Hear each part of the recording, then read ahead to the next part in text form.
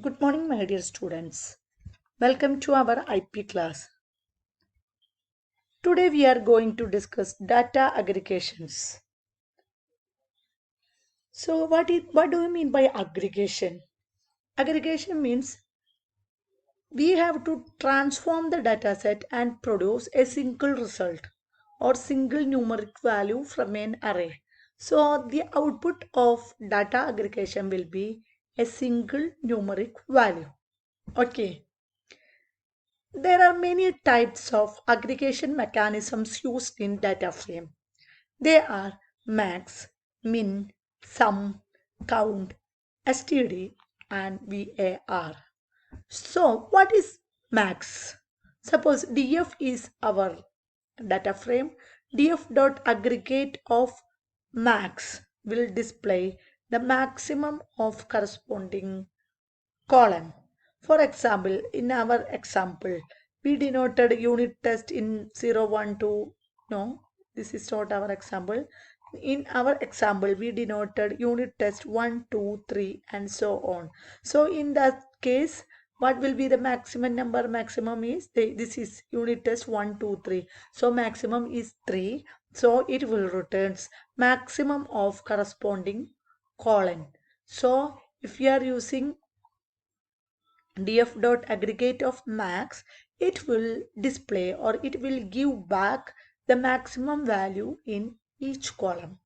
For example, df.aggregate of max in UT it is 3, in maths it is 24, in science it is 25. So maximum marks in the particular column can be accessed by using max function. To use multiple aggregate functions in a single statement, we can use max, comma, count. So, df.aggregate of max, comma, count will give multiple, like our raw data, multiple data in like rows. We can access by using max, comma, count. Then we can also use axis equal to 0 or axis equal to 1 to fetch details of corresponding column. So if you want to access column data, then default axis value will be 0. Suppose if you want to access row data, then our axis will be 1. So row wise summation will give by axis equal to 1, column wise summation will be given by axis equal to 0. In the same way, the min for minimum value, sum for sum of all the data in a column, count for total number of elements, std for standard deviation, var for variance. These all are known as aggregation function. We already studied these functions in the previous sections. So you just remember these functions have a name known as aggregate function. Next topic is sorting a data frame. Sorting means arranging the elements in an order. So sorting may be from ascending to descending or from descending to ascending according to our wish. If you want to sort in ascending order, we have to specify ascending equal to true. If you want to sort in descending order, we have to specify ascending equal to false. So in this data frame dot sort underscore values by comma axis equal to 0, ascending equal to true. So axis argument equal to 0 is used for rows and 1 for columns. So by default, this sorting is done in ascending order in row indexes. So suppose print df.sort underscore values by equal to name. So what happened? According to our name, the rows are sorted. So by default, the index or axis equal to 0, so we can access each row. So if we are using name, by equal to name means according to our name sorting takes place. So as Ravi will be in the beginning.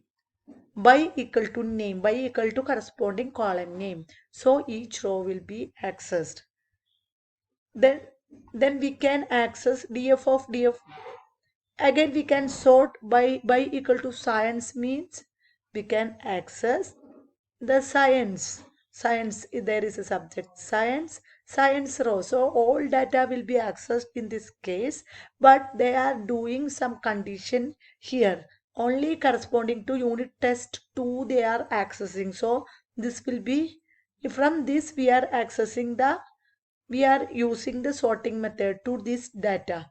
So according to science marks we are sorting. So minimum mark is at the top and maximum mark will be at the bottom. So in this we are accessing only 4 rows. Why? Because previous case we give a condition that df dot ut equal to 2. That means unit test equal to 2. Only the unit test 2 marks are accessed, and from that we are accessing science marks, and we are performing sorting mechanism. Default in ascending order sorting takes place. So this will be the output. The next is group by function. So this group by function is used to group the or split the data into groups based on some criteria. So we can use any of the axis equal to 0 or axis equal to 1 in group by function. We can cover this group by function in the next class. Today you have to study this sorting techniques or sorting a data frame and data aggregations method. So let's wind up the class. Thank you and have a nice day.